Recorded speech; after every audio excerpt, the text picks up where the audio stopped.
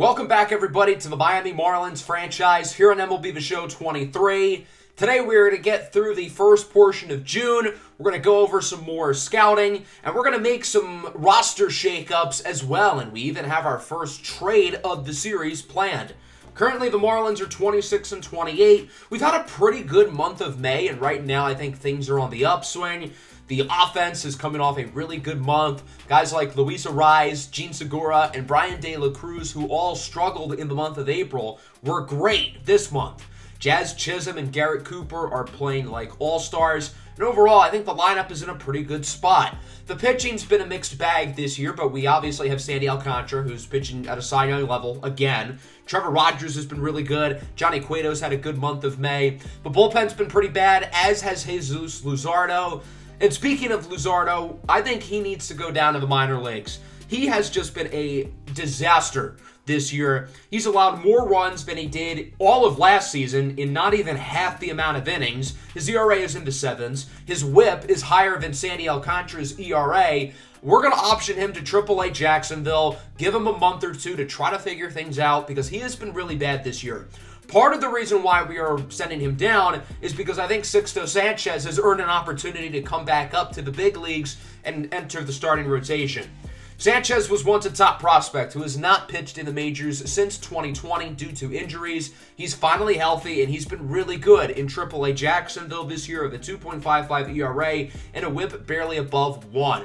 I think he has earned the opportunity to come back up to the majors and re-enter the rotation for the first time since 2020. This is a high-end talent. He was once a top prospect who has had his career riddled by injuries, and I think he can really turn the corner, hopefully with a good few months in the majors.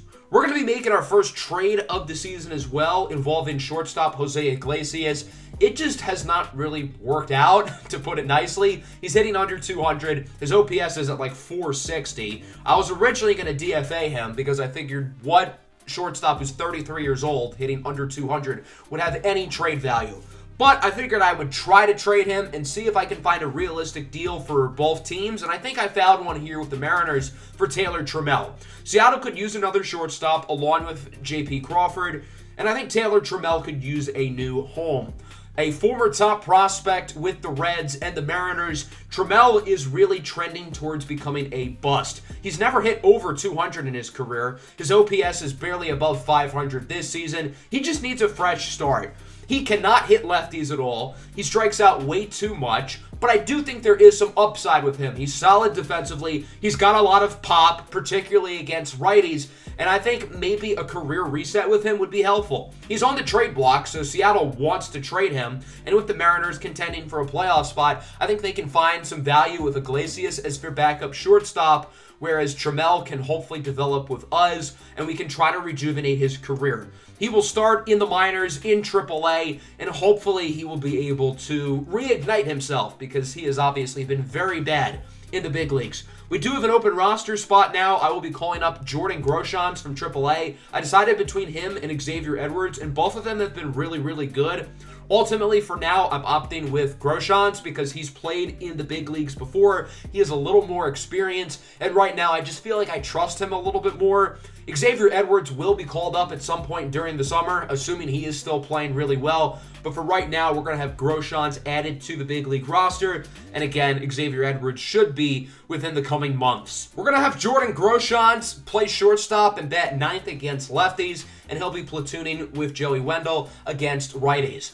So we've made our first trade. We acquired Taylor Trammell from the Seattle Mariners to try to rejuvenate his career. It certainly won't be the only trade we make this year, as a lot of our veteran players are impending free agents.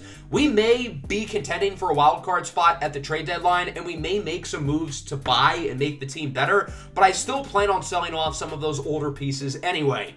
So we're going to take a look at this series against the Padres, particularly this last game, because I want to pitch with Sixto Sanchez. We ended up splitting the first two games, so we are now 27-29. So that'll bring us to the third and final game of the series at home against San Diego in Sixto Sanchez's season debut.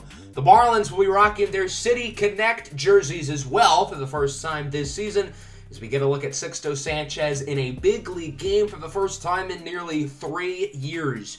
No Manny Machado today for San Diego, as the Miami native is currently injured, but their lineup, even without him, is still super dangerous. Here is Sixto Sanchez, who has not pitched in the majors since 2020. We don't want to overwhelm him. We have set a pitch count for around 75. Once he's at that level, he'll be taken out unless he struggles and needs to come out earlier. Xander Bogaerts strikes out on the slider. That'll bring up Jake Cronenworth, who draws a walk. Sixto looking to use the slider early, as that'll bring up Juan Soto, who rips this one up the middle into center for a hit.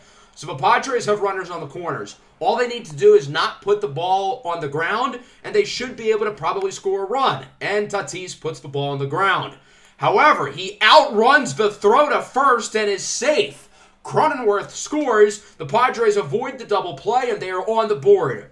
Joe Musgrove starting tonight for San Diego. 3.18 ERA. Very, very solid and reliable starter, as he faces off against Gene Segura with 2 outs, who hits this one well into left, but it is caught by Juan Soto.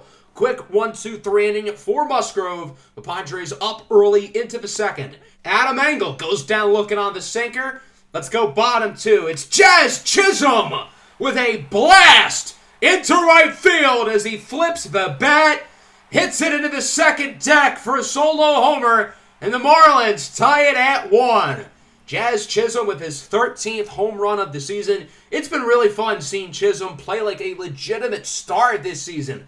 He is totally broken out. I know last year he was an all-star, but this year he has turned it up a notch. OPS above 900, hitting for great power. He's been clutch. The average, the on-base, all very good.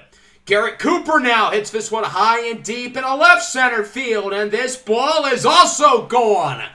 Back-to-back home runs for the Marlins, as it's 2-1.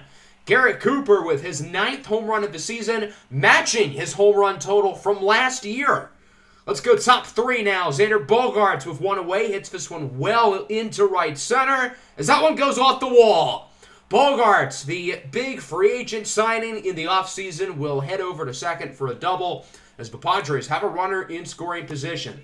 Sixto Sanchez's pitch count now at 50 as he gets Cronenworth to go down looking on the changeup. And he's going to look to end the inning here against Juan Soto, the 3-2. Got him looking on the slider. Sixto's been pretty good today. 3 innings, 1 earned. Hopefully he can keep it going, as the Padres in the dugout do not like that call, clearly.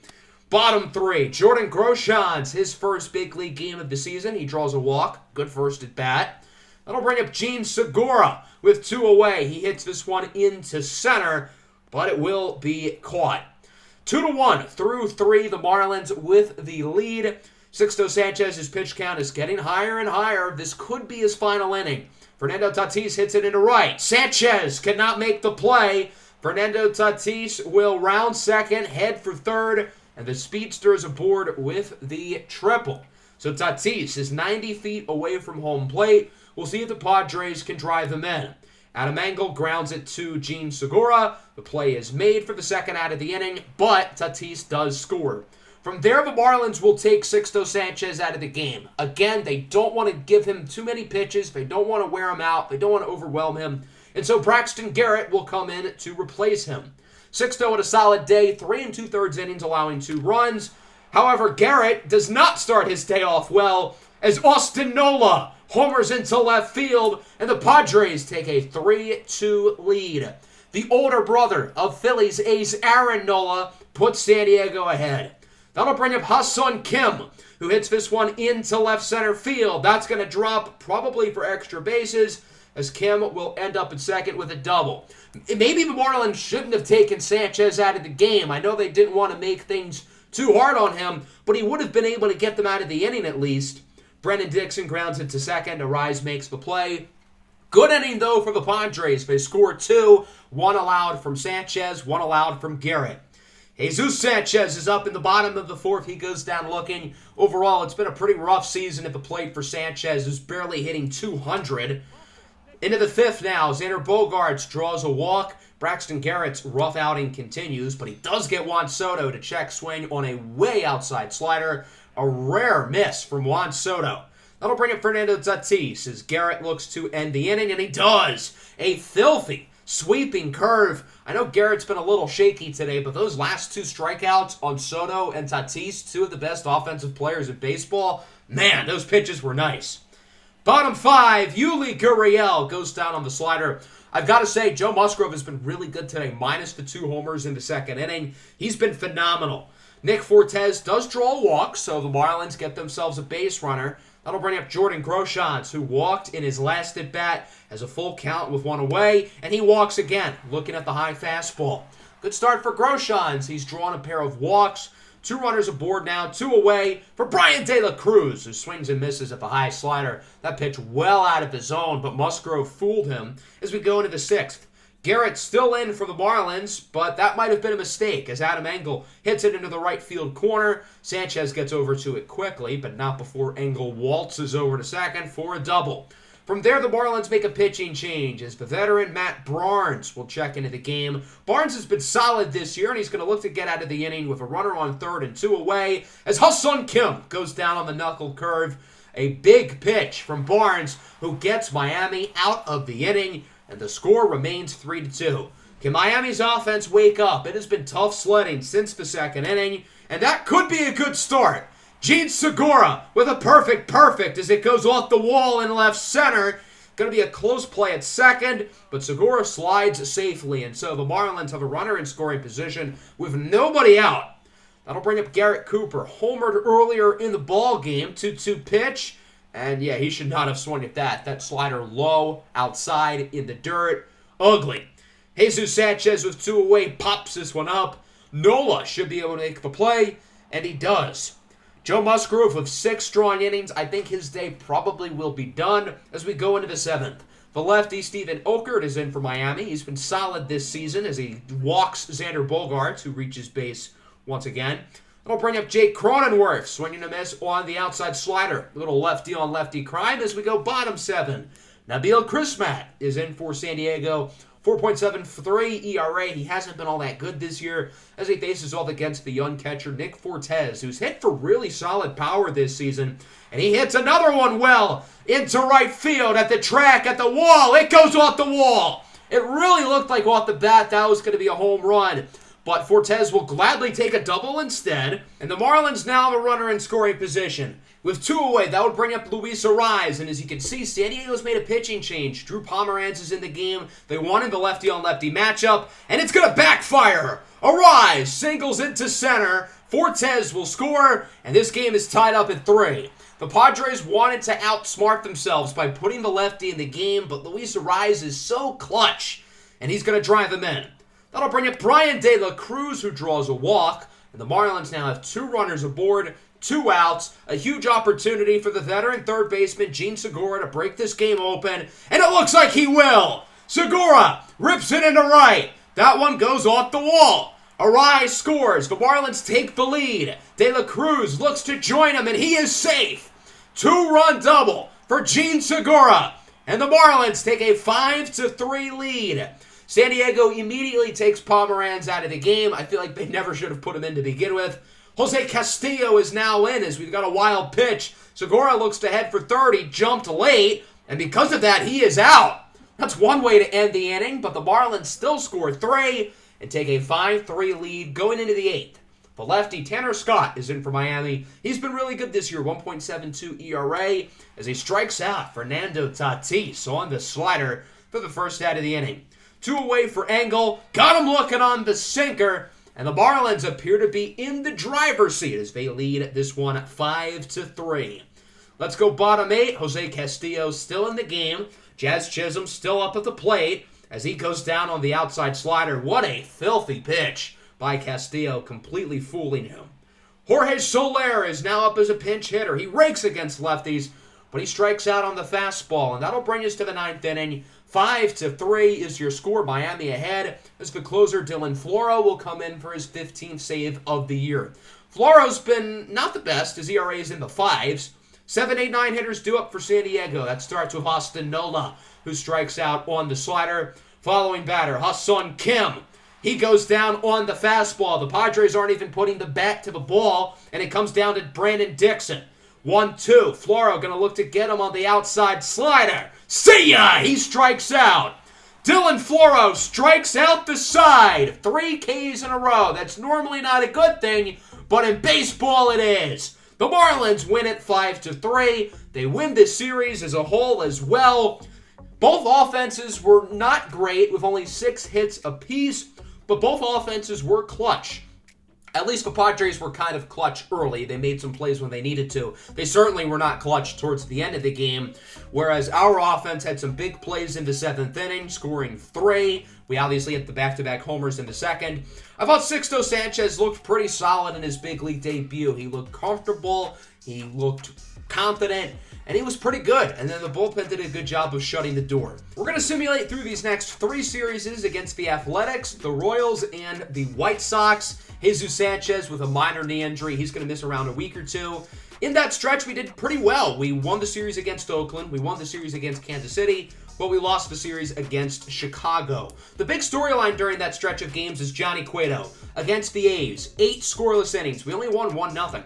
Against his former team, the White Sox, 8 2/3 scoreless innings. We again only won the game 1-0. And if you look at his previous start in May against the Angels, complete game shutout. So in Johnny Cueto's last 3 games, he has pitched pretty much 26 innings and has not allowed a single run. That's insane. Johnny Cueto is having an all-time run for a starting pitcher. So that brings us to this series against Seattle. Before we hop into any of those games, though, we will have our next prospect profiles. We're going to be focusing on international players today, specifically international high schoolers. In terms of this draft class with the international talent, there's a boatload of starting pitchers. So many good foreign-born pitchers that we're going to look at today, and maybe 1 or 2 of these guys will be drafted by the Marlins. We talked about some of the Venezuelan pitchers in the last episode, including Gustavo Armas, who looks like one of the biggest gems in this entire draft class, but we haven't looked at any other country yet. We'll start with Robbie Jones from the Netherlands, an 18-year-old righty. Jones is projected to go towards the back end of the 2nd round, but our scouts tell us he is a legit top 5 to 10 prospect. He's probably not a guy the Marlins are going to consider with their 1st round pick, but with one of their other picks, I think Robbie Jones will be a great selection. Good walks per 9, good home runs per 9. He throws hard. He's got decent break. He's 6'2", 193 pounds. Really, really solid pick. This kid could be a total diamond in the rough, just like Gustavo Armas. There's a number of pitchers who the Marlins could consider with their 1st round selection at number 10 overall, including Ray Castro from the Dominican Republic. The Marlins have a lot of Dominican-born pitchers within the organization. Sandy Alcantara, Johnny Cueto, Edward Cabrera, Yuri Perez in the minor leagues. Castro is 6'2", 213 pounds. The hits per 9 and the walks per 9 are his worst per 9 attributes. Those are the most important ones in MLB The Show. But other than that, he looks really good. Ramon Ojeda is a solid option as well. He's definitely on the tiny side, 5'10". He is small, but he is mighty. He throws hard. He's got very good walks per 9. That is the most important stat for a pitcher in this game, and that's probably his best overall attribute. He is 21 years old. He's not a high schooler per se. He's a little bit more polished than some of these other guys, and I think the upside might honestly be just as good. Puerto Rican-born J.J. Diggs is another guy who the Marlins could consider with their 1st round selection. Diggs is 18 years old and has really risen up draft boards throughout the season and is now being looked at as a potential top 15 pick in this year's draft class. Diggs is 6'2". He's a little skinny, though, only around 180 pounds. Good hits per 9. He needs to work on his control, however. His walks per 9 are pretty weak. That's certainly not ideal. But other than that, he looks like he could be a solid candidate for the Marlins' 1st round selection. Barton Williams, the native of Australia, is up next. This is him in the Perfect Game International Showcase. He pitched 3 scoreless innings, albeit it is an all-star game technically, but he still looked really good in that matchup. He has excellent control for an 18-year-old. His walks per 9 is phenomenal. He does allow too many base runners at times. He can find himself in jams, but other than that, he's really, really solid. Also on the small side, though, only 5'10". Let's now take a look at some guys who might not be 1st rounders, but could be solid middle of the draft type of players. You've got Garcia, Tejera, who we talked about last time, Navarro, and Fernando Cortez of the Dominican Republic. Cortez is not in MLB.com's top 100 prospects for this draft class, but I disagree. I think this is a guy who is a legitimate 2nd round talent. Only 18 years old, really, really could be a gem, and I think he is pretty polished for an 18-year-old. walks per 9 is really good, which is important. His hits per 9 is weak, however, but he doesn't allow too many base runners consistently, and he's overall really solid. There are not as many good international-born position players, but I do want to look at a couple of them here, including catcher Sean Garcia. There are 2 solid international catchers in this class with Garcia and Joel Beltran. Beltran is currently going to college in the United States, so we're going to look at him in the next episode rather than today, and we're going to focus more on Garcia. The lefty has an incredible bat. He's got great power, and he's a problem behind the plate. He's got a rocket arm. He throws out runners very consistently. He does need to work a little bit on his defense and his framing, but other than that, he's really solid. Gary Sato, the Japanese-born outfielder, is the last player we're going to look at today. He's got a smooth swing for an 18-year-old. He's got good offensive mechanics. This is the guy who I think eventually can become a really good contact hitter. He's got very good plate skills for being just 18 years old. And his power isn't too bad either. He's also really solid defensively as well. He just checks all the boxes. Big kid, 6'4", 193 pounds. He can play everywhere in the outfield. He can also play first base as well. He's a guy who's probably going to be a late first, early second rounder. A guy the Marlins could consider with their second pick of the draft. So that'll wrap up this prospect profile. In the next episode, we're going to talk about players who are currently playing college ball. The following episode, we're sort of going to have a draft preview, and then the episode after that will be the MLB draft itself.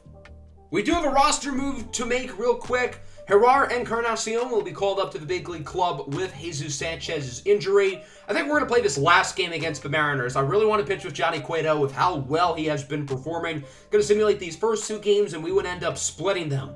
So that'll bring us to the 3rd and final game of the series in Seattle against the Mariners, who have been a little bit disappointing, 32-34. As for us, we are 34-34. This is actually our team's 69th game of the year. Nice. Speaking of nice, Johnny Cueto has been on a tear recently. Over his last 3 starts, he has pitched at least 8 innings in every single one. He's pitched a grand total of 25 2/3 innings in his last 3 starts and has not allowed a single run. That's insane. Here's a look at both lineups, and here's a look at George Kirby starting for Seattle. A once big-time prospect has now turned into a big-time player in the majors. 2.98 ERA in 13 starts this year for Kirby. He's been really, really good and could be a long-term ace for this team, along with guys like Luis Castillo and Logan Gilbert.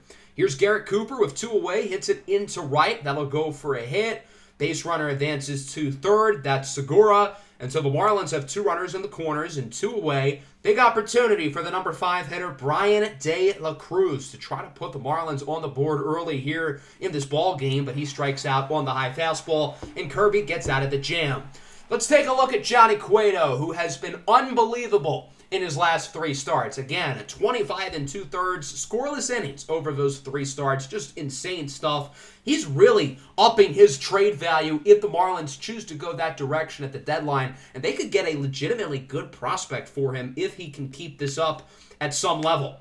Nice play by Yuli Gurriel at first base as he robs Dylan Moore of a potential base hit. Top 2 now, Nick Fortes hits it up the middle. That'll go for a single into center. The Marlins have another base runner. They're getting guys on base early, but they haven't been able to do anything with them yet. That'll bring up Gerard Encarnacion, who's played a little bit, hasn't done all that well, only hitting 143, and he strikes out, ending the inning.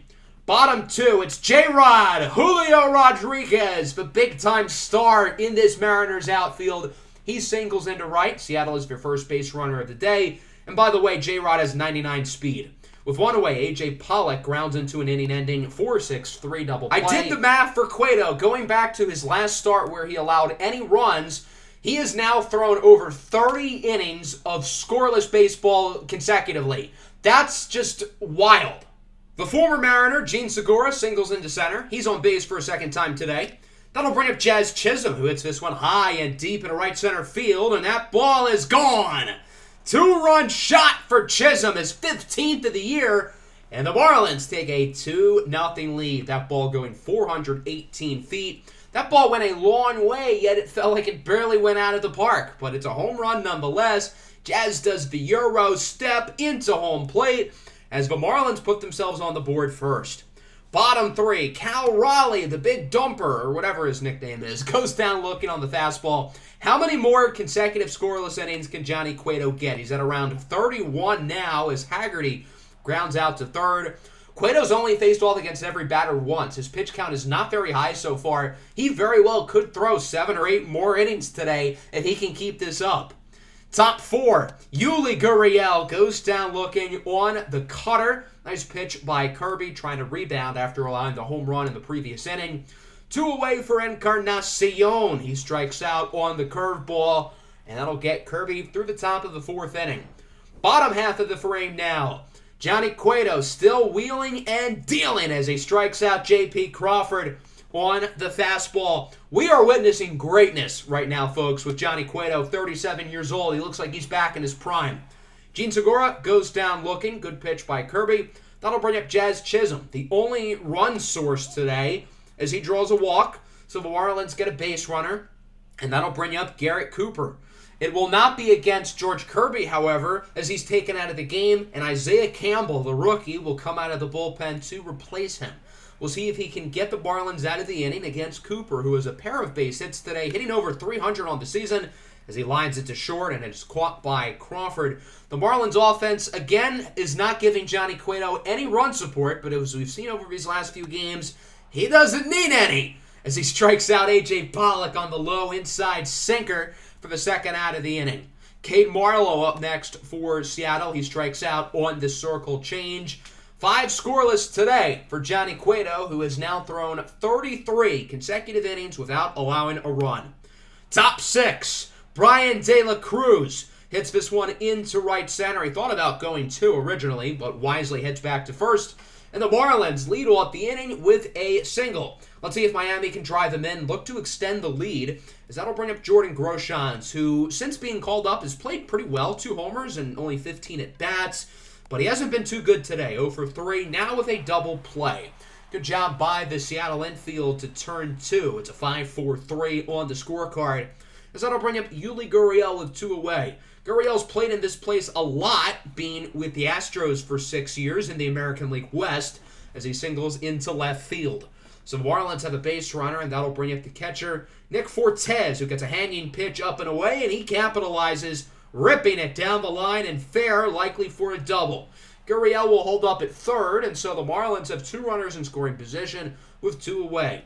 Big opportunity here for Gerard Encarnacion, who's only 1 for 9 so far this season. He has struck out twice, but he does have a 3-1 count. Hits this one high and pretty deep in the center field, but Julio Rodriguez should and will be able to make the play, tracking back to the warning track.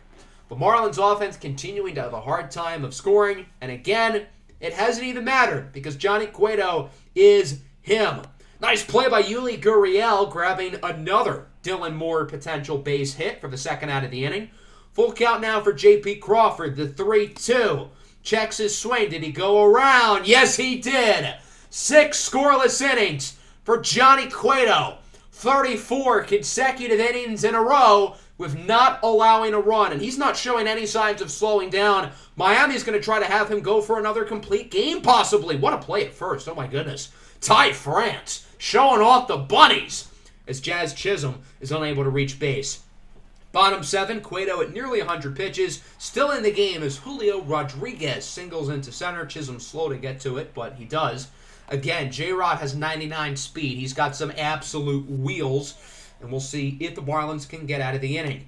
Colton Wong draws a walk, and now Johnny Cueto's starting to show some signs of vulnerability. Pollock grounds it to second. A rise to Segura. To Gurriel with the splits. That's gotta hurt. 35 scoreless innings in a row for Johnny Cueto. He did allow 2 base runners, though. Maybe the Marlins take him out here. Into the 8th inning, Isaiah Campbell still in the game as Garrett Cooper hits this one high and deep in the left center, and that one is gone. You do not throw a high curveball up in the zone for Garrett Cooper because he's going to capitalize. Just like Johnny Cueto, Cooper is an impending free agent this offseason. Not only has he made himself some money, but he has given himself a lot of trade value the way he's swinging the bat. Brian De La Cruz up next, hits this one into left. That one could go for extra bases. De La Cruz's second hit of the day will be a sliding double, And the Marlins have the runner in scoring position with nobody out. We'll see if they can look to extend the lead, really giving Johnny Cueto some more run support. Runner on third for Jorge Soler, the pinch hitter, and he strikes out on the fastball for the second out of the inning. That'll bring up Nick Fortes. He has 2 base hits today. A third one would be pretty nice right about now. But instead, he grounds out to short. Crawford makes the play. Not a bad inning, though. Miami extends the lead with the homer by Cooper as we go bottom 8. Johnny Cueto still in the ball game. Could his innings scoreless streak end here? It's at over 35 as Cal Raleigh draws a walk.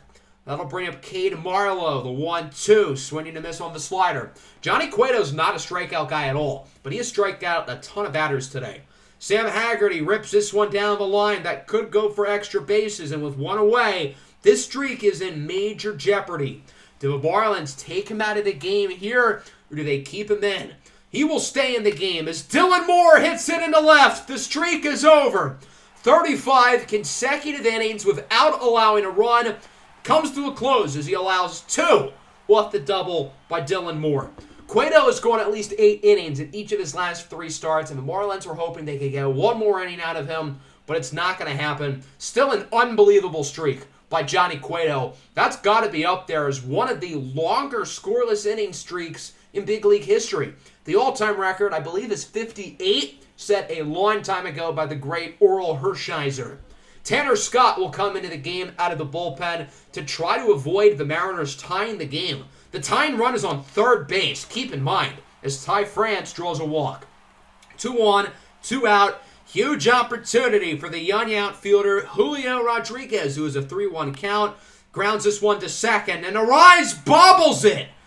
That's going to be an error. Run scores, and the game is tied at 3. The inning should have come to a close, but Luis Arise mismanages the ball. A costly play at second, and this game is tied for Colton Wong, who lines it into the outfield, caught by Chisholm. So Johnny Cueto allows 3 runs. The last one certainly shouldn't have been an earned run because of the error, but since he allowed that base runner, they will call it an earned run, which I think is pretty stupid, but whatever. Top 9, tie game, 2 away for the former Mariner, Gene Segura, who hits it high and deep and a left, but it is caught. Isaiah Campbell has pitched, I think, 4 1/3 innings. He's been in the game a while, and he's done a good job. Let's go bottom 9. Seattle now with an opportunity to walk it off as A.J. Puck enters the game for Seattle against Cade Marlowe with 2 away, who lines it into left, caught by De La Cruz. Through 9 innings, we do not have a winner. We are going to extras for the first time in this series, or at least the first game that I've played and recorded is going into extra innings. The Marlins had this game won until they didn't. Gene Segura at second base for the extra inning runners rule as Jazz Chisholm strikes out to lead off the inning. Isaiah Campbell still in the ball game, as you can see. Interesting decision by the Mariners. That'll bring up Garrett Cooper, who's 3 for 4. Has another hit. Cooper with 4 base hits today. Segura will score. Cooper looking to leg out a double as the Marlins take a 4-3 lead. What a day at the plate for Garrett Cooper. My goodness. I mean, he's been great all season, but today in specific. Penn Munfrey will enter out of the bullpen. He's only allowed 1 run so far in 13 2/3 innings as John Birdie will replace Cooper as a pinch runner. Birdie is very fast, and Cooper is very not fast. So that's why the Marlins did that. Birdie looking ahead for third. Doesn't really matter as with 2 away. The pinch hitter, Joey Wendell, grounds out to second. The Marlins score 1. Not a bad inning, but I don't think Miami's in a comfortable position as of now. Dylan Floro looking for save number 20 on the season as he starts by striking out Sam Haggerty, who check swings on the fastball. Top of the order now, Dylan Moore with 1 away, flies it into center.